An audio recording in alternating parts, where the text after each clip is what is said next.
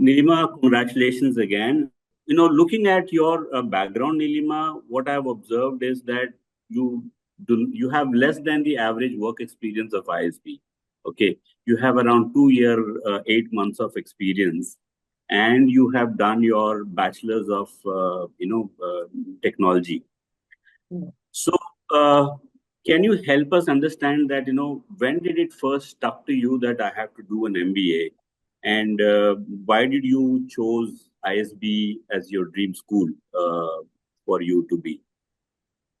Yeah, so well into my undergrad, which was in computer science and engineering, I was very sure that I didn't want a career just behind a screen. I wanted more interaction, more, but obviously I couldn't pinpoint what at that time. And my degree, it was a 4 year degree, I had to use it, and it gave me a lot of opportunities in, let's say, corporate life. So when I got placed in undergrad, I went with it, and that was very useful for me. Apart from being able to actually use my degree, it gave me financial strength and an idea of what corporate life is. I actually 1 year into my job, I had begun looking at what all resources I have, what I can do. Should I just do an online course? Should I do an actual MBA? How to, go about it? So, but 2 years into my work experience, I guess I felt like more doors opened because I have little bit more experience now. So I started doing a little bit proper research, you could say a lot more. And that's when I came across ISB because ISB has a minimum of 2 years experience cut off. And yes, so that when I looked into what exactly ISB offers, what ISB in fact is, I was obviously like anybody else enamored. I wanted to get in. I wanted to really give it my best shot. So that is sort of when I wanted to get in, when I started exploring the MBA, but when I sort of finally finalized ISB as this is where I want to be. Hmm, great. And general observation is that students who have around 2.5, 3 years of experience, instead of keeping the entire faith off for getting an admit in ISB, they also try IIMs, Mhm. okay, to keep it on the safer side. So was that the strategy you also followed, or you were very clear that ISB is where I want to be? So in my first year of working, I wrote CAT. I just sort of tested the waters, tried everything out, and but things didn't work out in terms of what colleges I wanted to get into at that time. But in my second year, when I realized more doors opened, and I realized I needed to do a lot more research and really figure out, not just simply write CAT and do Hmm. things. And when I saw the number of opportunities out there for someone who's experienced, what's better for me as a working professional rather than as opposed to someone who's just fresh out of college was Mhm. college like ISB. I did write CAT. I won't say I did. I did write CAT one more time because I didn't want to put all my eggs into one basket. I had to be Right. smart with it. But the minute I got the ISB interview, I never looked back. It was complete ISB prep all the way. So I completely left everything and just focused on ISB. Great, great. And which exam did you write, Nilima? Was it GRE or GMAT? I wrote the GRE. You wrote the GRE. So the CAT preparation which you did, you in fact wrote the CAT exam twice. Mhm. So any preparation which you did for CAT, was that of any help when you started preparing for GRE and eventually when you wrote the exam? Well, for GRE, predominantly the math is easy, but the English is what is a little tougher. But Mm. for me, fortunately, English is better for me. I would say good at that area. That's why I picked GRE. Everyone, Okay, the advice they gave me was pick your exam based on your strength. So correct. math is Absolutely something right. that I have it covered because engineering background, and I would say yes, CAT prep also helped because CAT prep is another level. But if math is already covered and engineering is, English is also a strength, and I felt Hmm. GI would be really useful because I would do really well in math, and I Hmm. would get the score in English as well. That's why I picked GRE over GMAT. Great, great. And many prospective applicants ask me, does ISB prefers GMAT over GRE or GRE over GMAT? While I tell them that ISB is It is not the case with ISB. ISB is happy with either of the score. And, I think you getting the admit with GRE will certainly answer this query Yeah. for them. Yeah. So having less work experience, around 2.5 years of work experience, it would not have been a very easy to come up with the content for the essays, considering your limited professional journey. So what was the strategy behind, writing the essay, Mhm. which got you and called for the interview? Yes. So I worked with the counselor from ISBmantra, and what we realized is the career that I was inclined towards would be technology consulting. And firstly, technology is something that I have a background in. So that is something that I've got it down, sort of. And Right. consulting is where the skill gap lies. So, in terms of building my essays, firstly started with anecdotes, lots of anecdotes from my own life to be incorporated in anything and everything I wanted to say, which really helped. We started essentially with an Excel where he asked me to jot down at least 5 stories for everything. That helped a lot. And then having a sort of, as I mentioned, idea of where what my skills are and what I need to work on, that also really helps. Having a really structured approach helped. And so my essays were centered around that, essentially what I have, what I want to build, proof of what I have with anecdotes, and how I am going to build what I want in ISB. So that was essentially showing proof of I know what ISB is, and I know what I want from ISB, and I know what I can give to ISB as well. So these were like specific questions that I had in my mind. Add to that the structured approach that I got from with the help of the counselor Gautam from ISB. It sort of all came full circle and it was perfect in the end. Together. Great. So your the interactions with the consultant helped you to streamline your thought process further. And Oh my God. Yes, so definitely. Yeah. right. So and then this discussion obviously ended up with a great essay, and of Yeah. course followed by that an interview call. Yeah. So where did you hear about us, and what gave you the confidence that okay, I can bet with these guys? So what I did was when I figured out that I want to go to ISB, I honestly just Googled who can help me, to do this because I've not gone anywhere near ISB prep at that point of time. So when Right. I searched, I found ISBmantra, I found the website, and before even joining ISBmantra, I felt like there was a lot of resources already there, just to the public to help you out in general without having to pay or anything. So that itself gave me a good start. So because of that, I sort of already had a trust in ISBmantra, and then I read some reviews as well, and with all of that, I was said that this is something that can help me really well. So. Great. Thank you. Nice to hear that. And then you got an interview call. How much time did ISB give you to prepare and do the actual interview? I was very fortunate. I actually got a whole week, I would say. Yeah, I got one full week to prepare. I had an online interview. So yes, Okay. I had one full week to prepare. Okay. Great. Great. And then you also worked with us for the interviews. You went through mock interviews, counseling sessions. Tell us how each of these interactions kind of helped you Right. for your actual interview. Right. So my first mock session was with you, sir. And I remember I knew what I wanted to say, but anything that came out had no structure. It was literally words put together. So I had from when I started to where I ended, there is a huge difference. In it, it's as if I did know what I wanted to say, but not writing things down, not having an idea of how to frame this, what comes after the other, was not something that I had initially.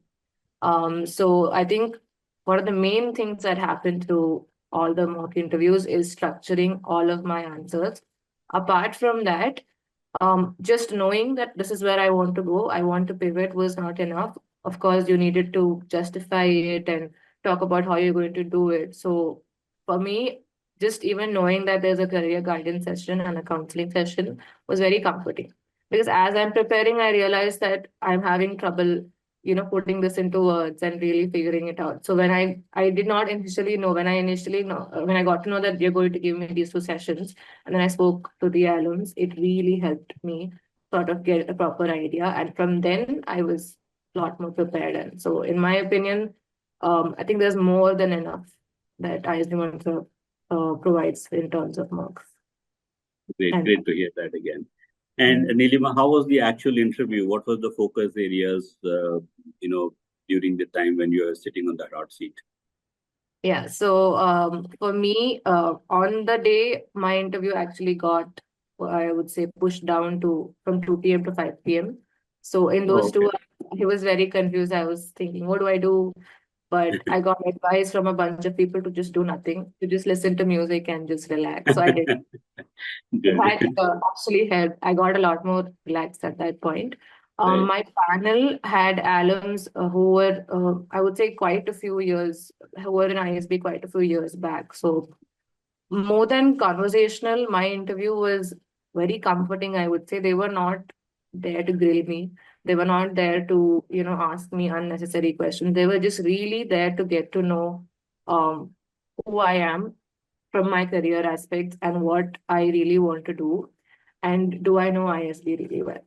So the listening was really great. I could speak and I could really say what I want to say, and they were really listening intently to what I wanted to say. So they were very kind and comforting for me. That was my personal experience. And my interview mainly centered around anecdotes. There was a lot of anecdotes that they wanted. If I said something, they would say, "So do you have something from your life that centered around that, or that showed that?" Or if I said I was good at communication, they would say, "Can you give us an example?" So being prepared with anecdotes really helped in the very beginning of the journey itself. So that really helped there. So my interview was predominantly that. And of course, what do I intend to do at ISB? Do I know any courses that I want to take? Things like that. Okay, great. Is it safe to say that there were no bouncers and most of those questions which had come, you already were prepared for it? Actually, there was one big, challenge for me, because one of the things I realized was you need to have something that is sort of unique to you. An answer to why should ISB pick you. So I had a very good answer prepared around that. I've spent 18 years of my life abroad, so I thought that would be a really good kind of exposure that I can bring. But no questions were asked around that. Yeah, the interview literally started with, let's say, we know all about you from your essays. Let's talk about your career. And I kept thinking throughout the interview, how do I bring in this fact? They never asked me why ISB should pick you. They never asked me that question. So I thought maybe when I talk, so I said that I just came back from a break with my parents and they asked me where I was. So I thought maybe I could say I was, because I was with my parents. So I could say that, but that slipped my mind at that point of time. So once the interview was over, I was, of course, like many, focusing on the one factor that, oh my God, I wasn't able to say this is what set me apart. So, but post the interview from ISB Mantra, they asked me to fill and write down whatever questions I was being. That really gave me perspective, because I started writing, I realized there were so many questions they asked me and I did answer them. So that's when I realized that I'm focusing on the one thing that I couldn't say, but what I said was more than enough. That, and when I got the when I got the admit, I was very, okay, this worked. It didn't matter. I guess they knew from my essays, maybe I've mentioned it once, but yeah. So I would say once any of the prospective admits, once the interview is over, just don't think about it, because you, more often than not, you'll realize you've actually said a lot. And you might get tempted to focus on that one thing that you weren't able to say, but don't do that, I would say. Very good advice, Neelima. Very good advice. And did they ask you to introduce yourself before the interview began, or that was not the case? Okay. So just said that, we have read the application essays and just started with the other. Great. And Neelima, it's nice that I'm talking to you when you are already in the class, when the course has begun.